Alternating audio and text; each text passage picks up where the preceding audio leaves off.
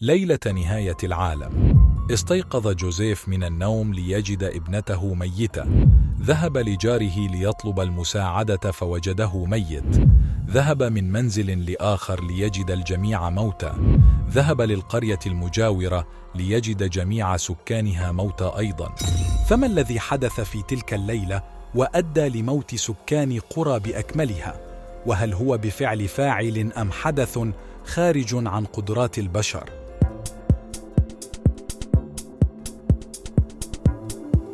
في يوم 21 من شهر أغسطس عام 1986 كان رجل يدعى جوزيف نائما في سريره في بلدة سوبوم في شمال غرب الكاميرون. وفي منتصف الليل استيقظ على صوت انفجار قوي من بعيد، وعلى الفور لاحظ وجود رائحة نفاذة في منزله لم تكن موجودة عندما ذهب للنوم. بعد ذلك بدأت ابنته التي تنام في الجانب الآخر من نفس الغرفة بإصدار صوت شخير قوي وغير طبيعي أبدا، يبدو مثل غرغرة وكأن أحدهم يموت. نهض من سريره وبدأ في المشي عبر الغرفة نحوها، لكن قبل أن يصل انهار على الأرض وفقد وعيه. في صباح اليوم التالي استيقظ مرة أخرى على صوت طرق على باب منزله. فتح عينيه التي كانت مغطاة بطبقة لزجة حمراء، وبه جروح مفتوحة في ذراعيه وساقيه لم تكن موجودة من قبل. فتح الباب وخرج وحاول الحديث لجاره، لكنه لم يستطع قول شيء. في حينها أدرك أن هناك شيئا خطيرا يحدث له، وفي لحظة ذعر تذكر أن ابنته لا زالت في الداخل. دخل بسرعة للاطمئنان عليها، على الرغم من أنه كان يبدو أنها لا تزال نائمة، إلا أنها توفت أثناء نومها.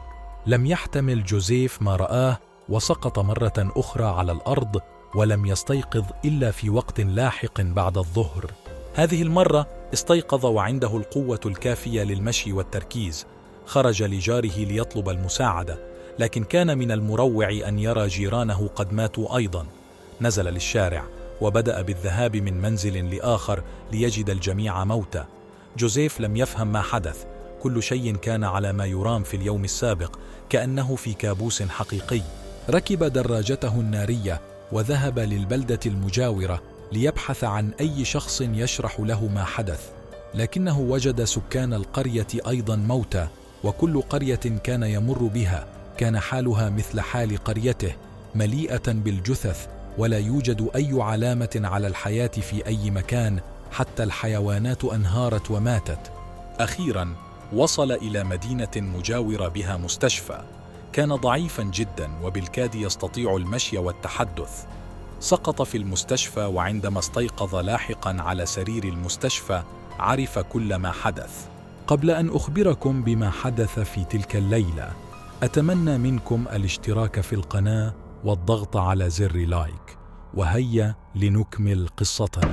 في ليلة 21 من شهر أغسطس عام 1986 في شمال غرب الكاميرون ثار بركان بحيرة نيوس.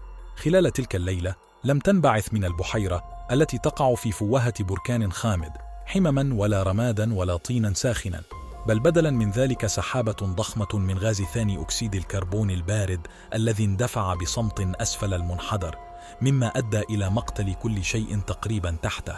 تم إطلاق كمية كبيرة جدا من ثاني أكسيد الكربون من بحيرة نيوس في تلك الليلة، متجها إلى أسفل التل بسرعة تقارب 45 ميلا في الساعة. وفي القرى المجاورة توفي 1746 شخصا، معظمهم أثناء نومهم. وفي بلدة نيوس نفسها ماتت كل روح تقريبا. وخلافا للعديد من الكوارث البركانية، فإن حدث نيوس لم يحدث قبل 1000 أو حتى 100 عام، بل حدث في عام 1986.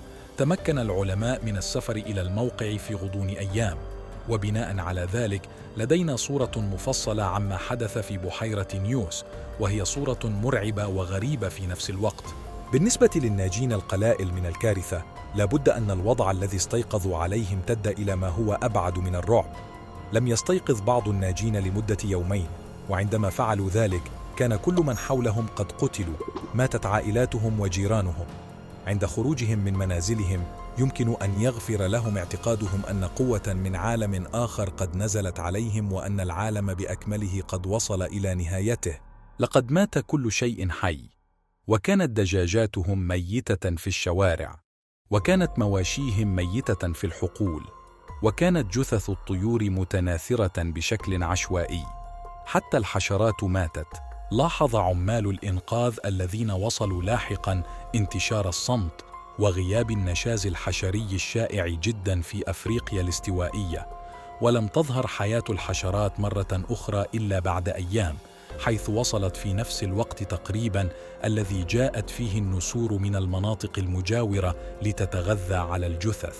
لبعض الوقت كان سبب الكارثة غير واضح، وبخلاف الجثث كان كل شيء طبيعياً.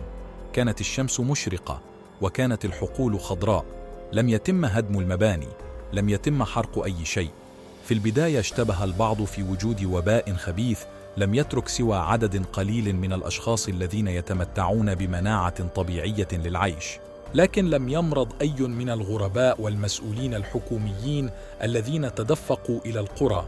وسرعان ما أصبح من الواضح أن شيئاً آخر كان يلعب دوراً، وأن شيئاً آخر تبين أنه ثاني أكسيد الكربون. المفتاح لفهم انفجار بحيرة نيوس هو فهم كيفية ذوبان ثاني أكسيد الكربون في الماء. جميع الغازات لها قابلية ذوبان معينة في الماء، وهي حد لا يمكن بعده إضافة المزيد من الغاز. بالنسبة لثاني أكسيد الكربون، يبلغ هذا الحد حوالي لتر واحد من الغاز لكل لتر من الماء عند درجة حرارة وضغط الغلاف الجوي. يمكن زيادة قابلية ذوبان الغاز في الماء عن طريق زيادة الضغط أو خفض درجة الحرارة، والضغط المرتفع ودرجة الحرارة المنخفضة هما بالضبط ما يتوفر في قاع بحيرة عميقة مثل العديد من البحيرات البركانية. نيوس عميقة جدا على عمق 682 قدما. عند هذا العمق يكون الضغط شديدا، أكبر 20 مرة من الضغط الموجود على السطح، وهو ضغط تكون فيه قابلية ذوبان ثاني أكسيد الكربون أكبر 20 مرة من الضغط الموجود على السطح. وبما أن الماء يمكن أن يحتوي على لتر من ثاني أكسيد الكربون لكل لتر من السائل عند الضغط الجوي، فإن لترا واحدا من الماء في قاع نيوس يمكن أن يحتوي على 20 لترا من ثاني أكسيد الكربون بشكل لا يصدق. يمثل هذا قدرا كبيرا من ثاني أكسيد الكربون، وبما أنه لا يوجد ضوء يخترق ما يقرب من 700 قدم حتى قاع نيوس، فهو أيضا بارد جدا، ومن المحتمل أن يذيب المزيد من ثاني أكسيد الكربون. لكن القدرة على الاحتفاظ بكمية كبيرة من غاز ثاني أكسيد الكربون لا تعني أن البحيرة ستحتوي على هذا القدر من الغاز. يجب أن يكون هناك مصدر لثاني أكسيد الكربون، وبالنسبة لمعظم البحيرات فإن هذا المصدر هو الهواء الموجود على سطح البحيرة. ولكن في حالة بحيرة نيوس فإن ثاني أكسيد الكربون لم يأتي من السطح. على الرغم من أنها كانت خاملة لفترة طويلة، إلا أن بعض النشاط البركاني موجود في أعماق قاع بحيرة نيوس، مما أدى إلى تكوين ثاني أكسيد الكربون. يتسرب الغاز من خلال الشقوق والشقوق الموجودة في الصخور، ويتصاعد في النهاية عبر قاع البحيرة، مما يصل إلى أعلى مستويات ذوبانه على وجه التحديد.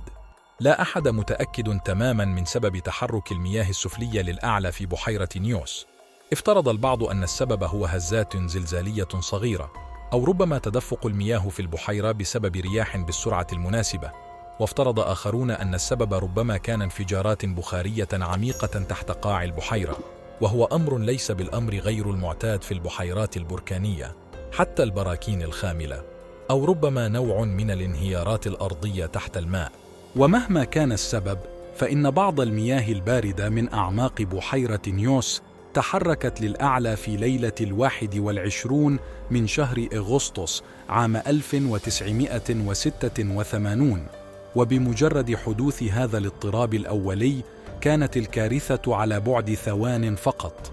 ومع تحرك مياه البحيرة الباردة إلى الأعلى انخفض ضغطها، وارتفعت درجة حرارتها عندما واجهت المياه الدافئة الموجودة فوقها، وقد تسبب هذا في خروج ثاني أكسيد الكربون من المحلول وتكوين فقاعات.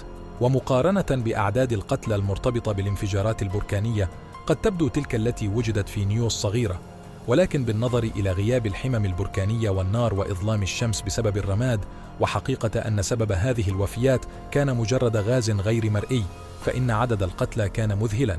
ووفقاً للأمم المتحدة توفي 1746 شخصاً، وانتهى الأمر بما لا يقل عن 300 شخص في المستشفى، ونزح 3000 شخص ونفوق 3500 رأس من الماشية. وفي بلدة نيوس نفسها لم يكن هناك سوى 4 ناجين. ولإعطاء فكرة عن حجم الغاز المنبعث، تم العثور على بعض القتلى في قرى تبعد 12 ميلاً عن البحيرة. تم العثور على الماشية النافقة على ارتفاعات تصل إلى 330 قدماً فوق حافة الحفرة. في أعقاب هذه الحادثة، قامت حكومة الكاميرون في التوصل إلى حل لمنع هذه الكارثة من الحدوث مرة أخرى، عن طريق تركيب أنابيب لتفريغ الغاز من قاع البحيرة ومنع تجمعه وتركيزه تحت الماء، ووضع أجهزة لقياس نسبة ثاني أكسيد الكربون في الجو واستشعار الخطر قبل وقوعه لتفادي تكرار مثل هذه الكارثة. إذا كنت قد وصلت إلى هنا فلا تنسى أن تضغط لايك وتدعمني بمتابعة القناة للاستمرار في نشر القصص، والسلام عليكم.